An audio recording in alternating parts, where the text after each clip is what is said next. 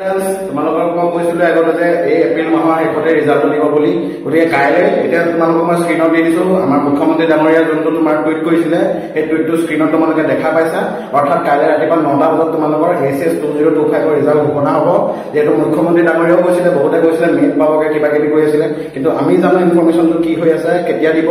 যেহেতু শিক্ষামন্ত্ৰী ডাঙৰীয়াও কৈছে মুখ্যমন্ত্ৰী ডাঙৰীয়াও কৈছে আৰু আমি যেহেতু গম পাওঁ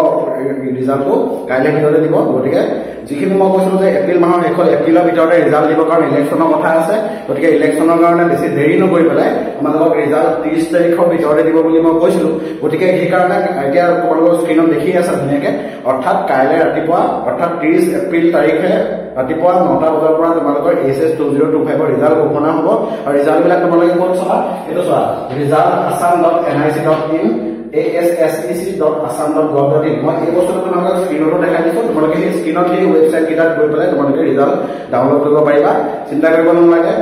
কাইলৈ ৰিজাল্ট দিয়াৰ পিছত কোনে কিমান গ্ৰেছ মাৰ্কছ পালা কিমান গ্ৰেছ মাৰ্কছ দিয়া হ'ল একচুৱেলি সেইখিনি আমি নেক্সট ডিছকাছ কৰিম মই ৰিজাল্টৰ কথা তোমালোকক এতিয়া এনাউন্স কৰিলো এইটো অফিচিয়েল নটিফিকেশ্যন হয় মুখ্যমন্ত্ৰী আমাৰ শিক্ষামন্ত্ৰী ডাঙৰীয়া টুইট কৰিছে অফিচিয়েলি গতিকে এইটো অফিচিয়েল নটিফিকেশ্যন কোনো ফেক খবৰ নহয় তোমালোকে কাইলৈ ৰিজাল্ট ল'বলৈ খালি ৰেডি থাকিবা ঠিক আছে বেষ্ট অফ লাক সকলোৰে ৰিজাল্ট ভাল হওক জয় আই অসম